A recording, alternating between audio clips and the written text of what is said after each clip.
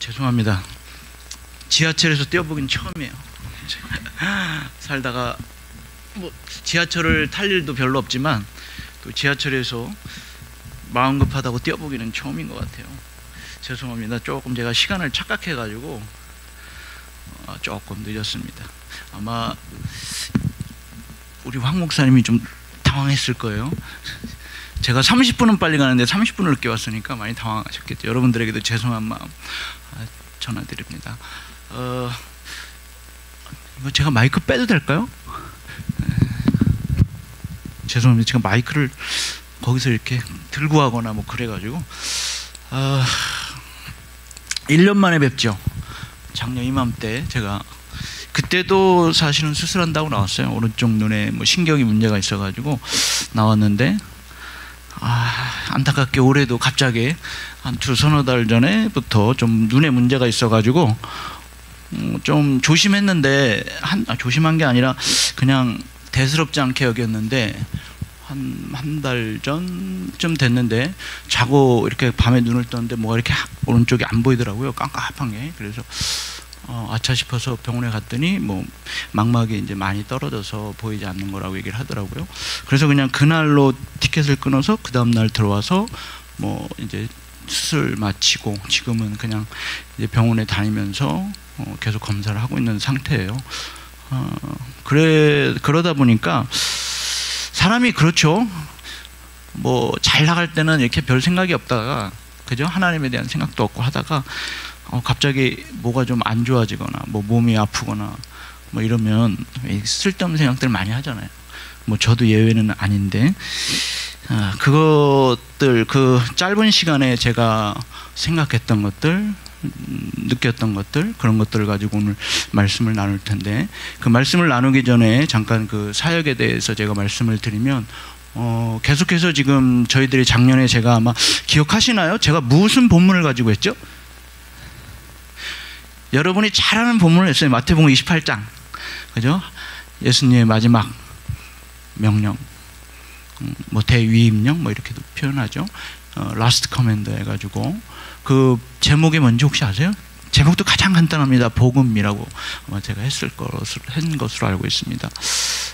그것을 가지고 이제 제자화하는 것, 그러니까 하나님의 말씀으로 제자화하고 그 가르쳐서 지켜서 행하게 하는 것, 그게 이제 저희의 목표이고 그것으로 저희들이 선교 사역에 집중할 거라고 아마 작년에 말씀드린 것으로 기억하는데 거기에 맞춰서 계속해서 지금 그 교회 아이들, 주일학교, 청년들, 그다음에 어른들, 그다음에 목회자들 예외 없이 전부 다 1대1 내지는 아이들은 이렇게 같이 계속 제자 삼는 그런 사역을 진행하고 있습니다. 감사하게도 어른들이나 청년들 중에 조금씩 변화되는 친구들이 있어요. 예를 들면 어른들 같은 경우는 이제 출퇴근을 할 때 버스로 새벽에 보통 이용을 해요. 프레토리아나 뭐 직장을 가려면 40분, 1시간씩 버스로 이동하는데 새벽에 그러니까 옆자리에 탄 사람들, 자기 이웃들에게 이제 자랑은 아니고 뭐 이런 데 저런 데 교회 얘기 많이 서로 하거든요. 그럴 때 이제 우리가 성경 공부를 이렇게 하는데 뭐 말씀이 이렇고 저렇고 하더라 이러니까 듣던 사람들이 깜짝 놀라는 거죠. 이 사람이 나랑 똑같이 무식했는데 뭐 막 얘기를 하는 거예요. 성경이 어쩌고 저쩌고 그 다음에 뭐 우리 교회에서 이런 거 한다니까 보통 자기들 교회에서는 그런 적이 없었거든요.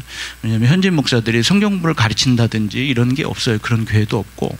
그런데 똑같이 조금 성경에 무지했고 똑같이 잘 몰랐는데 어느 날 보니까 이 사람이 하는 얘기가 자기 목사보다 나은 거예요. 자기 목사는 본문 읽고서 막 다른 얘기 막 하는데 이 사람은 뭔가 다르네? 그렇게 이제 느끼는 사람들이 늘면서 그런 사람들 중에 이제 저희 교회를 찾아와요. 뭐 주일날 외에도 저희들이 주중에도 교회에 있으니까 찾아와서 내가 누구누구 아는데 너 성경 공부를 해준다면서 그래서 그래 해. 그러니까 자기도 배워보고 싶은데 좀 배울 수 있겠냐고 얼마든지 그 대신에 조건이 있어. 작년에도 말씀드렸죠. 교재는 네가 얼마를 내야 돼. 왜냐면 그건 우리 교회 성도들도 예를 들면 10,000원이면 5,000원은 저희 교회가 부담해주고 5,000원은 내게 합니다.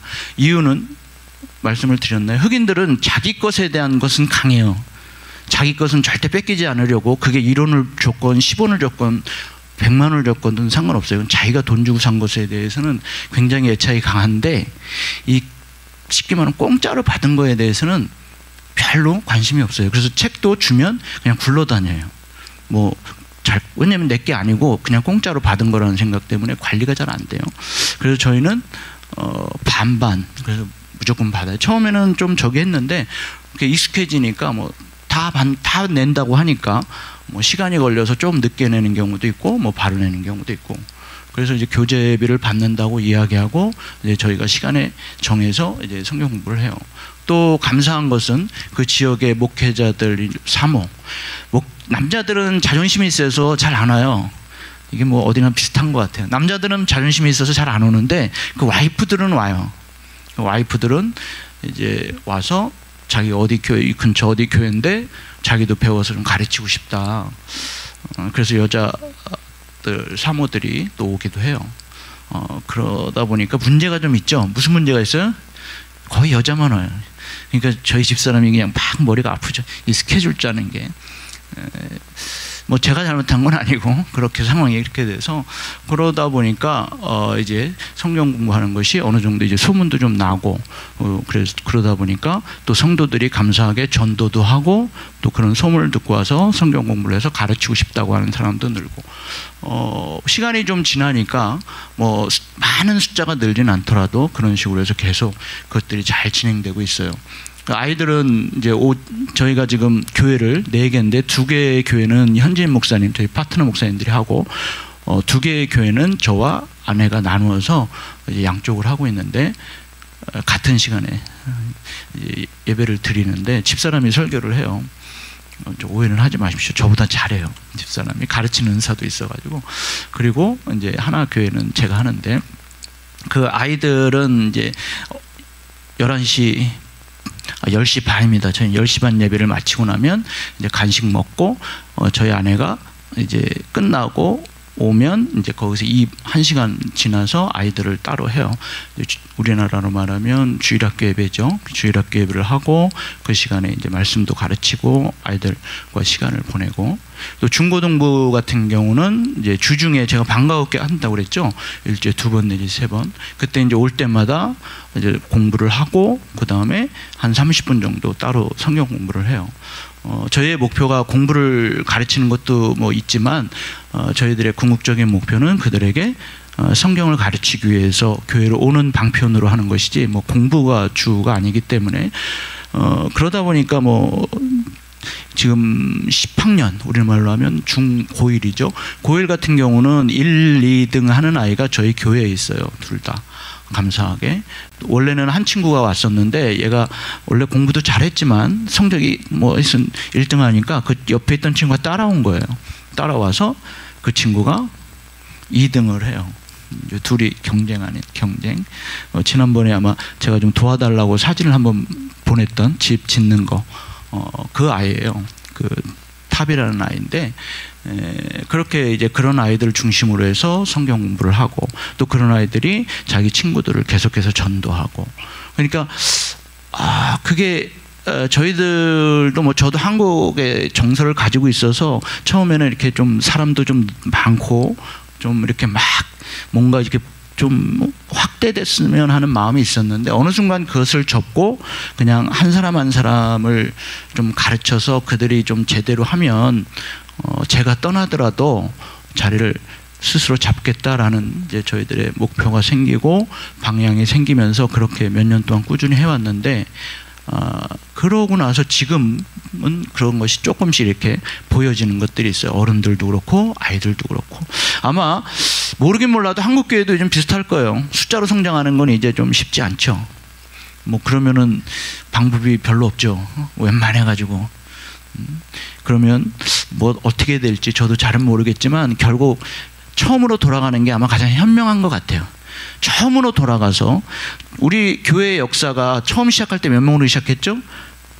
보통 통상적으로 교회의 역사 몇 명으로 시작했죠? 한 10만 명 시작했나요? 아니면 한 100만 명?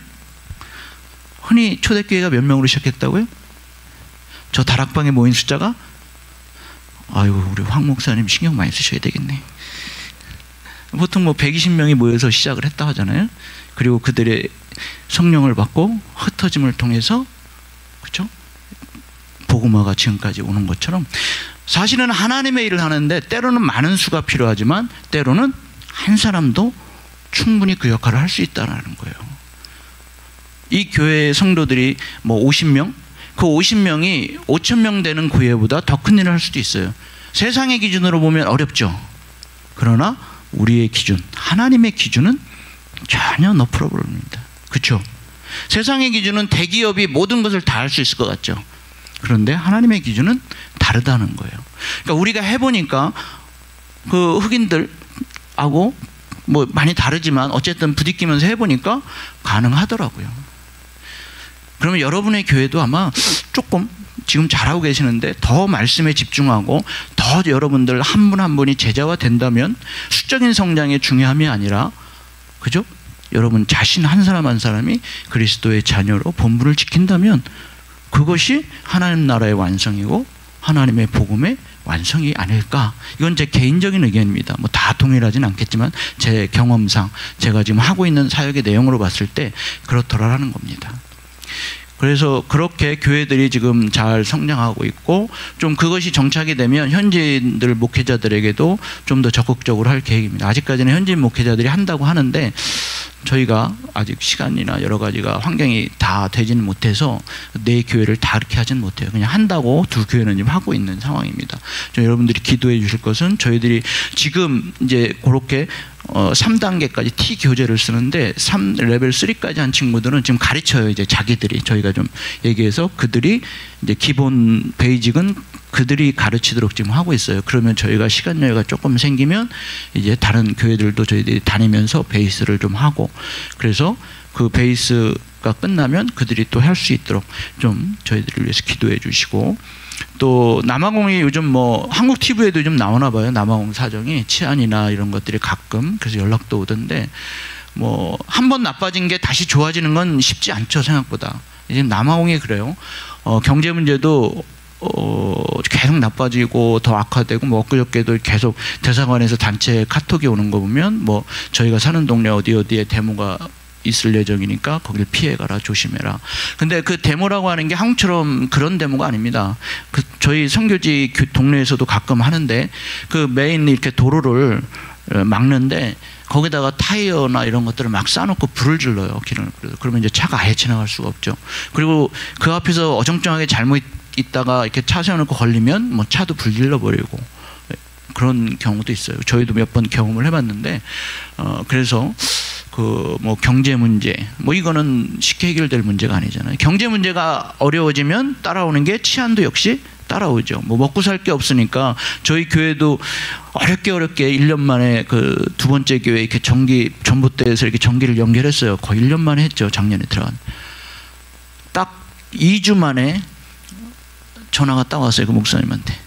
딱 느낌이 안 좋아. 아, 이거 뭔 일이 있구나. 제가 그 다음 주에 이틀 후에 CCTV 달려고 생각을 했거든요. 도저히 안 돼가지고. 근데 그 사이에 전기줄을 끊어갔어요. 전봇대에서 교회까지 딱 끊어갔더라고요. 그래서 제가 그렇게 얘기했습니다. 이제는 나 전기 안 한다. 목사님이 들어와서 교회 살기 전까지는 나 이제 전기 안 한다. 머리 아프고 그거 뭐 주일날 그냥 제너레이터를 쓰든지 하면 되니까 안 한다고. 그렇게 해야 돼. 너무 스트레스. 그러니까 그게 왜 끊어갑니까? 결국 돈 때문에 그렇잖아요. 그거 팔아서 얼마라도 쓰려고.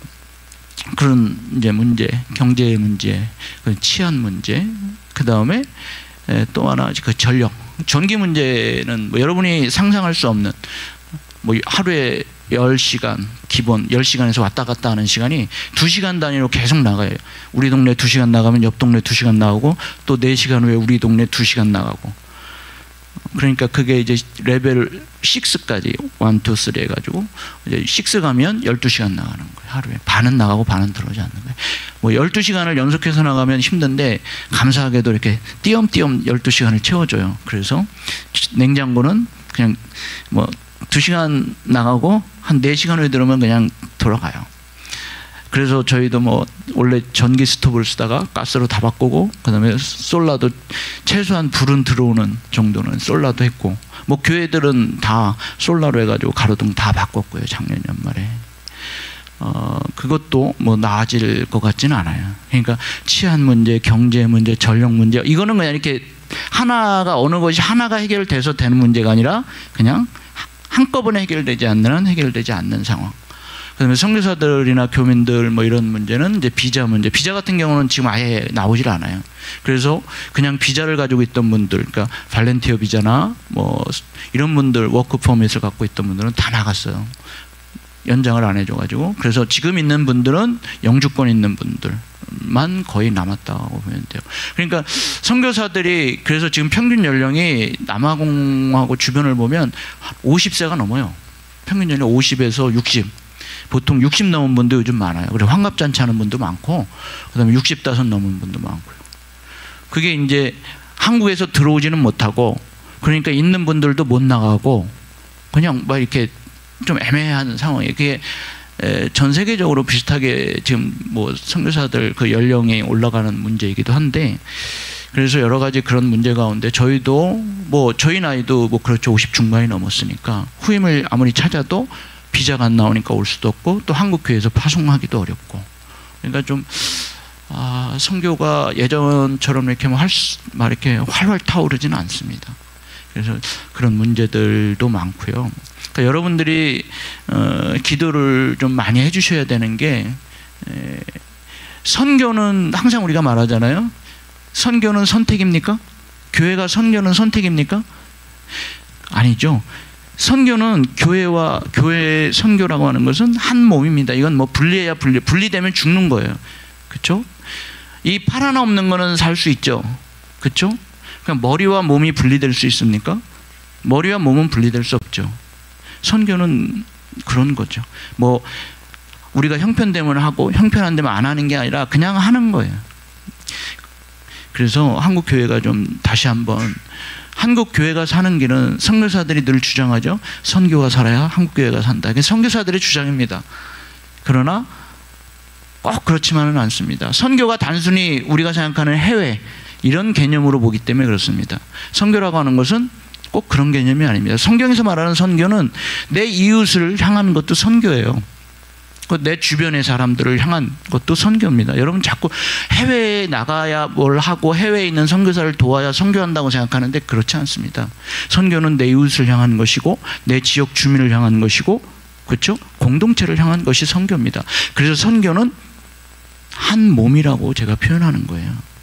그래서 여러분 그런 선교가 다시 한번, 선교의 열정이 좀 살아날 수 있도록 크게 기도 제목을 놓다면 그렇고, 또 개인적으로는 제 몸이 좀 자꾸 고장이 나요. 이게 한 번에 크게 고장이 나서 확 고치면 좋겠는데 그게 아니라 이게 조금씩 여러 군데가 고장이 나서 좀 괴롭습니다. 여러분 저도 한국에 오고 싶지 않은데 자꾸 이렇게 오니까 저도 괴롭고 저를 보는 여러분도 조금 그럴 것 같아요. 그래서 건강을 위해서 좀 기도해 주시고, 그 다음에 저희 가정, 아까 제가 치안 문제 막 이런 것들이 복잡하다고 했잖아요.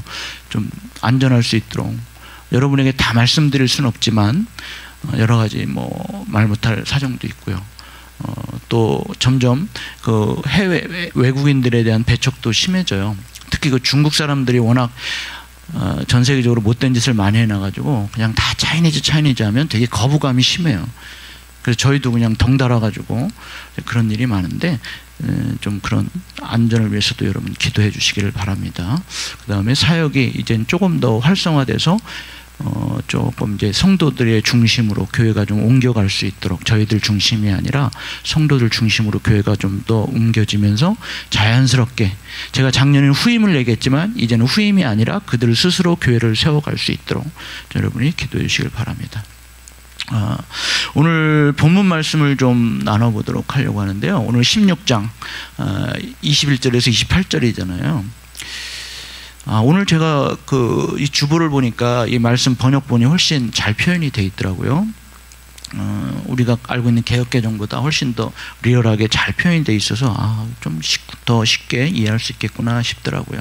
제가 갑자기 이렇게 눈에 문제가 막 생겨가지고 병원에서 빨리 수술해야 된다. 제가 원래는 남아공에서 웬만하면 하려고 했어요. 그랬더니 의사한테 물어봤죠. 얼마나 들 것 같냐 그랬더니 뭐 우리 돈으로 한 1,200만 원, 뭐 1,500만 원 막 이래 얘기하더라고요. 근데 제가 작년에도 말씀드렸던 것 같은데 남아공은 병원비가 한 번에 딱 나오고 그치질 않아요. 시스템이. 그러니까 처음에 나오고 계속, 그러니까 예를 디파짓 보증금을 얼마 넣고 뭐 예를 들면 1,000만 원 넣고 그래서 까나가서 모자라면 또 청소 계속 날라와요. 뭐 심지어는 6개월 후에도 날라오는 경우가 있어요. 그러니까 의사가 1,500만 원 얘기하면 뭐 2,000만 원 될 가능성이 많죠. 그래서 너무 안 되겠다 해가지고 한국에 뭐 티켓 끊어서 바로 나왔어요. 나오니까 제가 주일날, 그러니까 목요일날 오후에 진단을 받고 티켓을 끊어서 그 다음날 나와서 제가 토요일날 저녁에 이제 숙소에 들어왔어요. 숙소도 없어가지고 어떻게 해서 들어와서, 그러니까 이제 빈 집이었는데 교회가 이제 사놓은 빈 집이 있어가지고 아는 분 교회 빈 집에 들어가서 8월 9일 날인가 8일 날 왔는데 엄청 덥더라고요. 제가 그렇게 더운 건 처음이었어요. 정말 막 뭐라 그러죠? 땀이 집 안에 있는데 막 줄줄. 그래서 그 사모님이 에어컨 계속 틀으라고. 근데 제가 에어컨을 좋아하지도 않고 습관이 안 돼서 막 앉아있는데 이제 저녁이 됐는데 시차가 7시간이라 잠은 안 오고 막 이렇게 덥고. 사람이 그렇더라고요. 가만히 있으면 뭔 생각해요? 그냥 아무 생각 없이 가만히 있으면 뭔 생각해요? 좋은 생각해요? 보통은 좋은 생각보다는 좀 황당한 하여튼 공상을 하거나 좀 안 좋은 생각을 하게 되잖아요. 뭐 저도 상황이 좀 이상하게 된 상황, 제가 올 때는 눈이 사실은 안 보였어요. 안 보이다시피 해가지고 왔거든요. 근데 가만히 이렇게 소파에 누워 있는데 선풍기 틀어놓고 좀 황당한 거예요, 제 자신이. 내가 지금 뭐 하고 있는 거지? 뭐 이 상황이 안 받아들여지는 거예요. 내가 갑자기 뜬금없이 눈이 안 보여가지고 내가 지금 뭐 하는 거지? 막 그러다가 제가 하나님 기도하면서 도대체 하나님 뭡니까? 내가 지금 뭐 하고 있는 겁니까?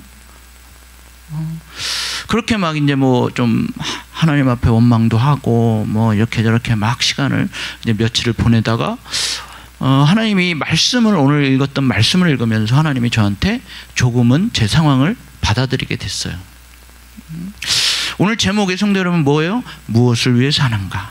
이게 좀 심각해 보이기도 하고 좀 그렇죠, 제목이. 오늘 성도 여러분들은 이런 생각 해보신 적 있어요? 무엇을 위해 살지? 왜 살지? 여러분 그런 생각 해보신 적 있어요? 선교사님 먹고 살기도 바쁘고 한국 얼마나 사는 게 요즘 피곤한데 그런 생각까지 합니까? 들어오면 자기 바쁘고 아침 되면 눈 떠서 출근하기도 바쁜데. 뭐 이렇게 생각하고 말할 수도 있겠죠. 그런데 요즘 한국 상황 제가 놀랐습니다. 한국에서 일어나고 있는 일들, 그렇죠? 상상하기도 싫고 일어나면 안 되는 일들이 있죠. 요즘 뭐 묻지마 문제라고 하나요? 그냥 뭐 엘리베이터 안에서도 그렇고 그냥 길 가는데 또 그러고 횡단보도 앞에 서 있는데도 그냥 차가 와서 들이받고 그냥 가는데 칼로 그러는 경우도 있고요. 이런 일들이 이유도 없이 벌어져요. 도대체 왜 이런 일들이 벌어지는지 설명이 여러분은 가능하십니까?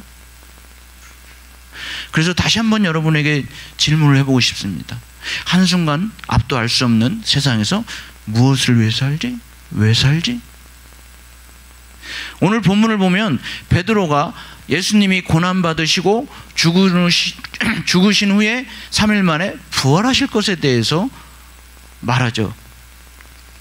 그런데 22절에 보니까 베드로가 예수를 붙들고 항변하여 이르되 주여 그리 마옵소서 이 일이 결코 주께 미치지 아니하리다. 그렇게 말한 이후에 예수님으로부터 어떻게 해요? 책망을 받아요. 그리고 뭐라 그래요? 이어서 사탄아! 이 사탄아 물러가라. 이게 참, 제가 여러분들 중에 한 번 붙잡고 이 사탄아 물러가라 그러면 여러분 어떠겠습니까? 세상 말로 그냥 갑자기 눈이 확 거시게 하고 머리가 확 열리겠죠. 근데 예수님이 그 앞에, 이 중요한 건 오늘 읽었던 본문 앞에 어떤 장면이 나와요? 베드로가 엄청난 칭찬을 받아요. 그렇죠? 너는 교회에 뭐가 되고 막 엄청난 칭찬을 받았는데 그 이어서 바로 이어지는 소리가 뭐예요? 이 사탄아 물러가라. 베드로가, 우리가 알고 있는 베드로의 캐릭터는 어때요? 우리가 많이 들었던 베드로는 좀 급하고, 그렇죠? 좀 다혈질이라고 우리가 좀 알고 있어요. 아마 그러다 보니까 말을 좀 다 듣고 좀 생각을 하면, 좀 그렇게 하고 나서 얘기를 하면 되는데, 이 베드로가 어떻게 했어요? 예수님이 고난을 받고 돌아가시는데 까지만 초점을 맞춘 거예요. 그 다음에 이어진 말이 더 중요하잖아요. 뭐예요? 고난을 받고 돌아가셔요. 맞아. 그 다음에 뭐라고 그러셨어요? 오늘 본문에 뭐라고 그러셨어요? 부활하실 것을 얘기했잖아요. 부활. 그냥 처음부터 끝까지 다 듣고 한 번만 더 생각했으면, 아, 우리 예수님이 고난을 받아, 그래서 십자가에 돌아가셔. 그런데 부활하신대. 그러면 화낼 일이 아니잖아요. 예수님을 만류할 일이 아니잖아요. 이 세상에 예수님이 오신 이유가 고난을 받고 십자가에 못 박혀 돌아가시는 것이 아니라 그 이후에 뭐예요? 부활이잖아요. 부활.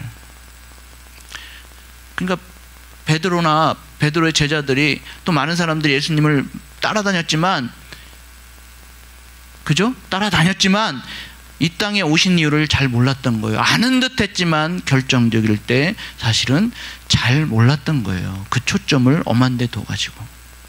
그럼 성도 여러분은 어떻습니까? 오늘 여러분들은 진짜 예수님을 믿는 신앙인이라고 하잖아요. 그죠? 본인들 다 그렇게 생각하시죠? 성도 여러분은 진짜 오늘 본문에 나오는 베드로와 다르십니까? 여러분은 좀 달라요? 여러분은 나는 베드로하고 다릅니다. 나는 부활하신 예수님을 믿고 거기에 소망을 두고 딴소리 안 하고 딴 생각 안 합니다. 이렇게 자신 있게 말할 수 있습니까? 예수님이 제자들에게 24절에 뭐라고 말씀하시죠? 오늘 한번 다 같이 읽어볼까요? 24절. 그때 예수께서는 제자들에게 말씀하셨다. 누구든지 나를 따라오려거든 자기를 부인하고 제 십자가를 지고 나를 따라오너라. 그렇죠? 여러분은 어떻습니까? 제가 오늘 무엇을 위해 사는가라고 말씀드렸습니다. 여러분은 무엇을 위해 사십니까? 예수님이 지신 그 십자가를 위해서 하십니까? 혹시 그렇게 살면 어려울까? 조금 세상과 타협하며 사십니까? 그러나 너무 걱정하지 마십시오. 정말 그 십자가를 지고 사는 삶이 힘들고 정말 어려워서 그냥 조금씩 세상과 타협하고 조금 세상에 기대어 산다는 것, 그렇게 살면 조금 편할 것 같습니까? 그렇게 살면 내가 좀 편하고 정말 그 십자가를 지고 복음을 위해 살면 정말 힘들 것 같습니까? 오늘 25절 말씀을 한번 읽어보죠. 25절 말씀도 누구든지 자기 목숨을 구하고자 하는 사람은 잃을 것이요 나 때문에 자기 목숨을 잃는 사람은 찾을 것이다. 그렇죠? 오늘 25절 말씀이 포인트죠. 제가 봤을 때는 예수님을 위해, 복음을 위해 죽으면 오늘 예수님이 뭐라고 그러셨어요? 뭐라고 그러셨어요? 25절에 목숨을 잃는 사람은 찾을 것이다. 우리의 초점은 잃는 것에 있는 것이 아니라 찾는 것에 있는 거예요. 그렇죠? 오늘 예수님이 살리신다고 약속하셨어요. 죽었으나 죽지 않는다고 말씀하셨어요. 지금은 타협하고 적당히 해서 신앙을 지키기 어려운 시대입니다. 그렇죠? 요즘 시대가 그런 시대예요. 어쩌면 모든 것을 잃을 각오를 하고 심지어 그냥 죽을 각오를 하고 살아도 쉽지 않은 시대입니다. 지금도 여러분 아프리카에서, 인도에서, 또 다른 어느 곳에서 실제로 순교가 지금도 일어나고 있습니다. 여러분 인도 소식을 들으셨는지 모르겠지만 인도 북부 쪽에는 수많은 교회가 지금 불타고 있고 힌두인들에 의해서 그 크리스찬들이 있는데 지금 불타고 있고 불타서 죽기도 합니다. 아프리카에서도 북부 아프리카는 모슬렘이 워낙 세서 요즘 나이지리아도 그렇고 크리스찬 교회를 불질러버리고 크리스찬들을 죽이기도 합니다. 지금도 일어나는 일입니다. 그게 과거에 일어났던 일이 아니라 지금 어느 곳인가는 지금도 신앙 지키기 위해서 그렇게 많은 사람들이 순교하고 있습니다. 우리 성도 여러분, 먹고 사는 것에 세상 일에 너무 애쓰지 마십시오. 죄송합니다. 이렇게 말씀드려서. 그것은 세상 사람들이 구하는 것입니다. 지금은 다시 복음과 십자가로 돌아가야 됩니다. 교회가 다시 산다고요? 어떻게요? 요즘 교회들도 참 어렵죠. 교회들도 생존, 그쵸? 뭐 어떤 분은 생존을 이야기하시더라고요. 어떻게 해야 돼? 생존할 수 있습니까? 그러면 거꾸로 교회가 왜 생존의 위기까지 몰렸습니까? 이유는 간단하죠. 교회가 소금의 맛을 잃으면 버려지는 것처럼 교회가 교회의 본분을 잊어버렸으니까 당연하겠죠. 그러면 어떻게 해야 돼요? 다시 그러면 우리 기독교가 무엇이고 교회가 무엇인지 생각해보고 그것으로 돌아가면 됩니다. 복음과 십자가. 크리스찬들에게 이 두 가지가 빠지면, 둘 중에 하나라도 빠지면 의미가 없습니다. 여러분 진짜 여러분 마음속에 이 복음과 십자가가 항상 자리 잡고 있어서 내가 어떤 말을 하든 어떤 행동을 하든 무엇을 하든 다 거기에 초점을 맞추신다면 문제가 없습니다. 아마 한국교회도 다시 한번 뜨거워질 수 있을 겁니다. 한국교회가 힘을 잃는다는 것은 복음과 십자가가 약해졌기 때문이죠. 제가 언제부터인가 몸이 자꾸 문제가 생기고 약해지다 보니까 그런 생각을 합니다. 아, 이제 좀 쉬고 싶다. 아, 이제 좀 포기하고 싶다라는 마음이 자꾸 듭니다. 제가 남아공에서 따져보니까 9월 26일인가요? 다음 주가 제가 결혼 17주년인가? 뭐 26주년이 됩니다. 그리고 그 2주 후에 제가 남아공으로 갔으니까 10월 초에 갔으니까 뭐 이 집 한 27년 이제 되는 거죠. 뭐 그러면 오래 살았죠. 뭐 적지 않은 살았잖아요. 제가 30인가 31에 갔으니까 거의 반은 그쪽에 살았으니까요. 그러다 보니까 뭐 항상 잘 되면 좋은데 막 몸도 아프고 힘들고, 그 다음에 현지인들도 제가 좋게 얘기는 했지만 너무 많이 속색이기도 하고 막 화도 나고 짜증도 납니다. 그러다 보니까 요즘은 자꾸 좀 쉬고 싶고 요즘은 좀 이제 좀 포기도 하고 싶습니다. 그래서 저희 집 사람이 요즘 저한테 엄청 화를 내고 짜증을 내요. 이런 생각을 하고 있으면 어떻게 되겠어요? 게으른 거하고는 좀 다르죠. 하기가 싫어요. 예전 같으면 이렇게 눈에 보이면 그 자리에서 해치워야 되는데 저도 급하고 막 이래가지고 해야 되는데 요즘은 세워라 내오랍니다. 뭐 일주일도 없고 2주일도 그냥 옆 사람 그냥 집 사람이 맨날 뭐라 해요. 이거 해라 저거 해라 막 지시를 해요. 이거 해야지, 아침 눈 뜨면 오늘 저거 해야지 막 지시를 해요. 그러면 제가 어떻게 해요? 할 수 있는 건 마지못해 해요. 그러나 어떻게든지 안 할 수 있는 건 안 해요. 우리 집사람이 막 진짜 요즘 무서워요. 막 짜증이 나요. 아침에 눈 뜨면 막 오늘은 또 무슨 얘기 하려나, 뭘 또 하라고 하려나 막 짜증이 나요. 그러니까 아마 제 마음에 그런 생각이 있으니까 뭐 하기가 싫은 거죠. 그런데 한참 그러고 있는데 갑자기 자고 일어났는데 자는데 눈이 안 보이니까 어떻겠습니까? 그리고 그냥 한국에 얼떨결에 와서 그냥 멍하게 있으니까 어떻겠습니까? 그러니까 막 솔직히 말씀드리면 하나님 막 원망도 하고, 하나님 내가 이 생고생한 게 결과가 이겁니까? 막 이런 막 솔직히 막 생각도 들고, 울다가 웃다가 세상 말로 막 그랬습니다. 그리고 하나님 좀 제발 답 좀 주십시오.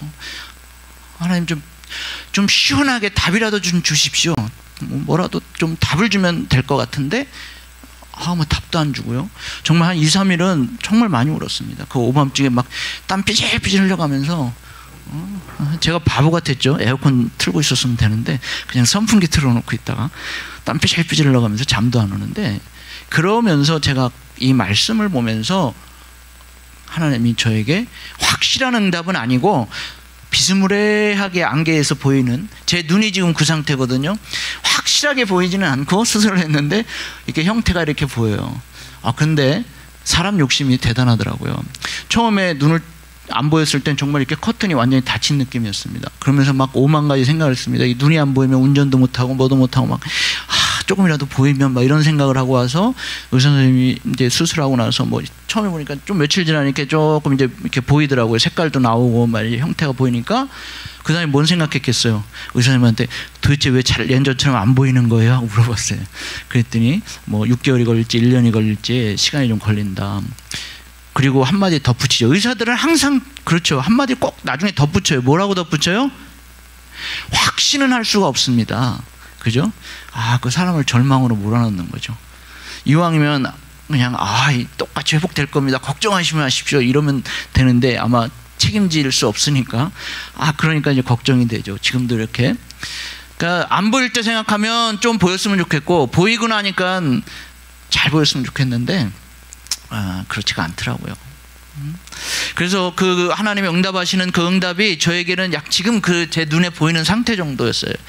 그러면서 저에게 주신 응답이 뭐였냐면 그래 죽기를 각오하는 게 아니라 죽어야 된다는 거예요. 원빈아 네가 내일을 할 때 너 죽기를 각오해? 아니 네가 죽어야 돼. 그러니까 자기를 부인한다는 게 그거였던 것 같아요. 여러분 자기를 부인하고 십자가를 따르라고 그러는데 여러분 자기를 부인한다는 게 무슨 뜻입니까? 여러분에게는 어떻게 해석이 되어지세요? 자기를 부인한다. 저가 그 깨달은 말씀은 나를 부인한다는 건 그래 내가 죽기를 각오하고 선교지에서 열심히 할 거야가 아니라 죽어야 된다는 거예요. 거기서 죽어야 되는데 아직도 죽지 못한 거예요. 그 죽지 못했다는 증거가 너무나 뚜렷해요. 아직도 그 나와 함께하는 그들을 보면 짜증이 나고 나도 게으르지만 나보다 더 게으른 그들을 보면서 막 열이 받고 우리 집 사람이 매일 성질 좀 죽이라고 말하는데 많이 죽은 것 같은데 한 번씩 욱욱 하면은 막 소리도 지르고 그들이 나를 보면서 속으로 그럴 거예요. 아유 저씨 돈만 좀 없으면 내가 그냥 이길 텐데 나보다 좀 형편이 나아가지고 솔직히 그렇게 생각할 겁니다. 그들은. 제가 이태석 신부님을 존경하는데 그 다큐도 보면서